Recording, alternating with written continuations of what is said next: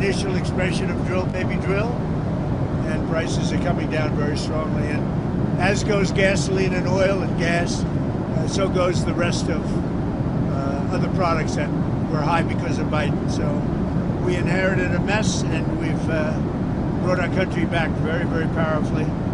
Crime numbers are way down, despite the fact that they let in 25 million people, many of whom should not have been allowed into our country with their open border policy. But it's the country's doing very well. Any questions? What are you expecting from these Iran talks in Geneva tomorrow? So I'll be involved in those talks indirectly, and they'll be very important. We'll see what can happen. I mean, it's been typically Iran's a very tough negotiator. They're good negotiators, or bad negotiators. I would say they're bad negotiators, because we could have had a deal instead of sending the B-2s in to knock out their nuclear potential, and we had to send the B-2s. I hope they're going to be more reasonable. They want to make a deal. Have you been told that a deal is next to impossible? No, I think they want to make a deal. I don't think they want the consequences of not making a deal. They want to make a deal. Are you going to sit down with Democrats this week on DHS funding, sir?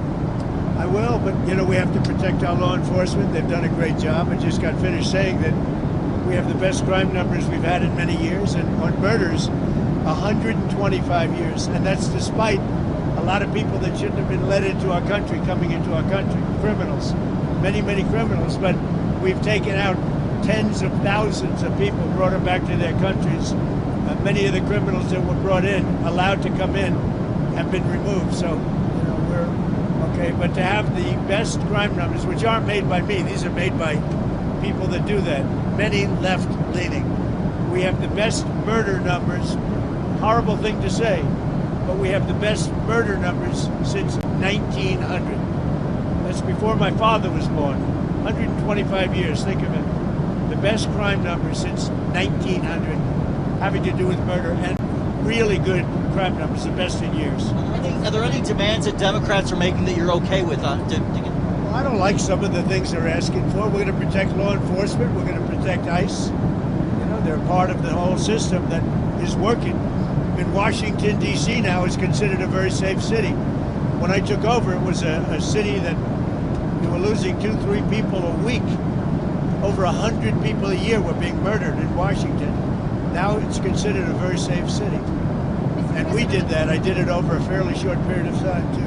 On DHS, recent news reports have discussed the widespread belief that Kristi Noem and Corey Lewandowski are in a personal relationship. Is that a bad look?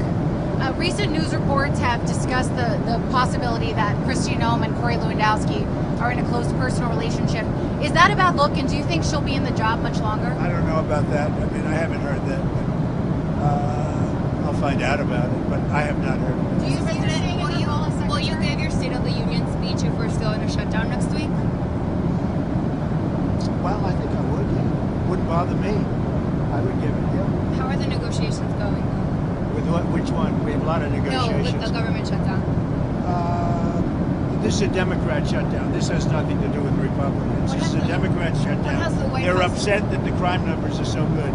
They're very unhappy that the crime numbers are so good. They're very unhappy that there's a movement for getting voter ID. They want voter ID. The population, 98%, want voter ID. They don't want voter ID because they want to cheat in elections. They also want other things. They don't want mail-in ballots. They want to end mail-in ballots, which is corrupt. And one other thing that they're insisting on is proof of citizenship. And the Democrats don't want to give proof of citizenship. They don't want to give voter ID. Think of it. Who wouldn't want proof of citizenship? I ask you, Steve. Who wouldn't want voter ID? And why would you want mail-in ballots if you know it's corrupt? It's a corrupt system. We're the only country in the world that has this system of mail-in ballots. Think of it.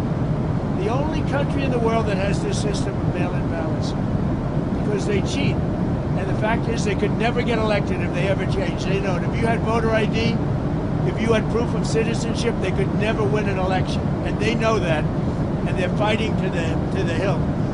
And I put this down with men playing in women's sports. I put it down with transgender for everybody. I put it down with their horrible open border policy as being ridiculous. They don't want voter ID. No voter ID.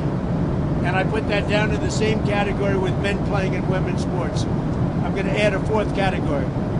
They don't want voter ID. Go ahead. So Hillary Clinton said in an interview today that she and her husband are getting pulled into the Epstein matter to divert attention from you and that your administration has something to hide. What's your response to that? I have nothing to hide. I've been exonerated. I have nothing to do with Jeffrey Epstein. They went in hoping that they'd find it and found just the opposite. I've been totally exonerated. In fact, Jeffrey Epstein was fighting that I don't get elected with some author, a sleazebag, by the way. And I've been totally exonerated. No, they're getting pulled in, and that's their problem. I don't know, they're going to have to see what happens. But I watched her in Munich, and she seriously has Trump derangement syndrome. Do you think that she should publicly testify? You know, I've been totally exonerated on Epstein, and it's really interesting because they've been pulled in. Think of it, they've been pulled in. Clinton and many other Democrats have been pulled in, yeah. The USS Gerald Ford, which is sprinting from the Caribbean to the Middle East, is about to hit its 8-month deployment mark. Usually they're deployed for about 6 months or so. Is there any concern that U.S. carriers are being stretched too thin? I'll answer the question later. Mr. President, you're warning Cuba to make a deal. What does that deal look like? What do you want them to Make a do? deal. Cuba is right now a failed nation, and they don't even have jet fuel to get for airplanes to take off. They're clogging up their runway. We're talking to Cuba right now. I have Marco Rubio talking to Cuba right now, and they should absolutely make a deal because it's really a humanitarian threat. And we have a lot of great Cuban Americans, and they're going to be very happy when they're going to be able to go back and say hello to their relatives and do things that they should have been allowed to do for a long time. I'm very interested in the people that are here that were treated so badly by Castro and the Cuban authorities. They have been treated horribly. So we'll see how it all turns out. But Cuba and us, we are talking. In the meantime, there's an embargo. There's no oil, there's no money, there's no anything. If a deal isn't made, would you consider an operation like the one in Venezuela? I don't want to answer that. Why would I answer that? If I was, it wouldn't be a very tough operation, as you can figure. But I don't think that'll be necessary. Mr. President, Marco Rubio received really positive reviews in Munich. Is there very good reviews. Is there a scenario in which you would support him at the top of the ticket at 28? Something I don't have to worry about now. I've got 3 years to go. So it's something I don't have to worry. JD's fantastic and Marco's, they're both fantastic. I think really, and I think Marco did a great job in Munich. President Xi, in your talk with him recently, it warned about sending more weapons to Taiwan. What was your response to him? Are you going to send more weapons to Taiwan? I have a response. I'm talking to him about it. We had a good conversation, and we'll make a determination pretty soon. Tell us about your trip We have a very good relationship with President Xi. Tell us In about. fact, I'll be going, I guess, in April. I'm sorry. Tell us about your trip to Rome, Georgia on Thursday. Your trip to Marjorie Taylor Greene's old district. Well, we have a lot of people that want to take Marjorie Taylor Greene's place, and many, many candidates, and I have to choose one. And they say whoever I endorse is going to win, but we have a lot of good candidates who want to take her place. So your Board of Peace meets for the first time this week. You said it could be the most consequential international organization ever. That's a high bar. What do you want for this first meeting? Well, I think it can be. We're going to have all world leaders. They're putting up tremendous amounts of money, and I think it's going to go far beyond Gaza. I think it'll be peace all over the world. And we're working in conjunction with the United Nations. Look, the United Nations is there. They haven't lived up to potential. The United Nations has great potential. They haven't lived up to the potential, but I think they might aid us a little bit. But we have the greatest leaders in the world joining the Board of Peace, and we'll be doing it in conjunction with, in some cases, the United Nations, and see if we can get the United Nations to get on the ball. You've been a kingmaker in a lot of Republican primaries. A lot of people, Including foreign nations. I was very honored to see that a very wonderful prime minister in Japan won by a landslide. I think she was going to win, but she won by just about the biggest vote ever in Japan, and she attributed my endorsement for that, and that's very good because we have a great relationship with her and Japan. a lot of Republicans in D.C. are asking you to endorse John Cornyn, but you haven't yet. Is there a chance you would endorse Paxton, and why haven't you endorsed Cornyn? I just haven't made a decision on that race yet. It's got a ways to go, and I haven't. He's a good man. John is a good. I like all three of them, actually. I like all three. Those are the toughest races. They've all supported me. They're all good, and you're supposed to pick one. So we'll see what happens. But I support all three. Are you going to get involved in the rift between UAE and Saudi Arabia? No, I'm not. I would be. What do you think of that? I would be. Well, I could settle it very easily. But they have they do indeed have a rift, and we can get it settled very easily. I settle wars. I settle a lot of rifts between countries. You've been noticing, right? That's an easy one to settle. On Venezuela, Nancy Rodriguez last week said that Nicolas Maduro is still a legitimate president and is innocent. I know you said the relationship is a 10, but I'm curious what's your thoughts on that? I think we have a great relationship. I think she probably has to say that. I think politically maybe she has to say that. But the relationship with Venezuela, she's doing a very good job. And I fully understand that statement. You're going to have Ukraine talks tomorrow as well in Geneva with Witkoff and Jared Kushner. Yeah. What are you expecting there? Is there? Well, they're big talks. It's going to be very easy. I mean, look, so far, Ukraine better come to the table fast. That's all I'm telling you.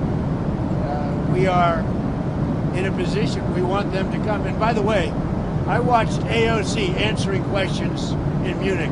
This was not a good look for the United States. I watched Gavin Newsom answering questions in Munich, and this was a bad look for our country. These two people are incompetent. And at least Hillary's competent. She's just Trump deranged. She was so deranged.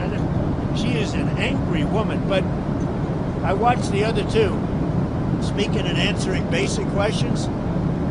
Look, Gavin has destroyed California. And AOC, I never heard her speak very much. And they started answering questions. She had no idea what was happening. She had no idea how to answer, very important questions concerning the world. But she can't answer questions concerning New York City either, because New York City is got some problems. Now that Gaza's entering phase 2, should Israel lift its ban on foreign journalists being allowed into Gaza? We'll be lifting a lot of bans pretty soon. I think you're going to see everything opening up. Gaza, look, we have peace in the Middle East. Now, you have some flames here and there, but we essentially have peace in the Middle East. And that happened primarily when we did the B-2 attack on the potential nuclear power. They would have had a nuclear weapon within 1 month. If that happened, it would have been a whole different deal. Okay, thank you very much, everybody. One thing, so the $5 billion that you announced yesterday for the Board of Peace, is that a down payment, or are you expecting more? We want to help people. That's peanuts compared to the kind of money that has been spent in the Middle East by Bush, by Obama, by all of these people, by Biden. I mean, the money he spent. But the money he spent, that's such a small amount of money by comparison. But we want to make it successful. I think it has the chance to be the most consequential board ever assembled of any kind. What was called for Ron DeSantis? Great. We had a great time. We had Ron and a couple of other people, two great coaches, as you know. The two greatest coaches, I would say, certainly in college football. And we had a good time playing golf. Thank you very much. I didn't get to play today because I'm working on other things, very important things, much more important than golf. Thank you very much. Melania for Valentine's, Mr. President? She's on the plane.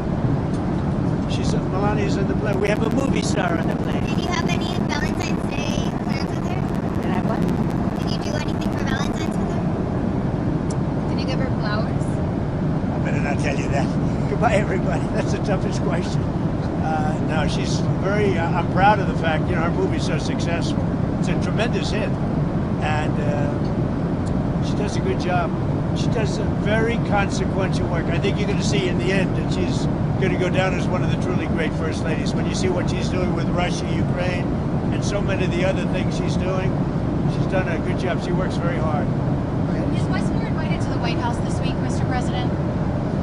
Just so you understand, the governors were all, other than two. One was from Colorado, where he's got a 73-year-old woman who's probably got serious cancer, confined, and for some time in solitary confinement, because she pointed out the voter theft that was taking place. In other words, she pointed it out. They arrested her, and they gave her a 9-year sentence. And he better let her go, because it's a disgrace. And the other guy's just a bad governor. He's not doing a good job. Wes Moore, he's doing a terrible job. And you can see that Well, I didn't invite those two. If the rest of them don't want to show up, that's okay. I hear they're coming, a lot of them. The White House is a great place to be. But no, I don't like the job that Wes Moore's doing. I don't like the job he's doing in the bridge. I don't like the fact that he did that horrible, with the pipes and the Potomac. And he's not doing the job. They got to do it. And I'm going to have to get the federal government involved in getting it fixed because he can't fix anything. Thank you very much.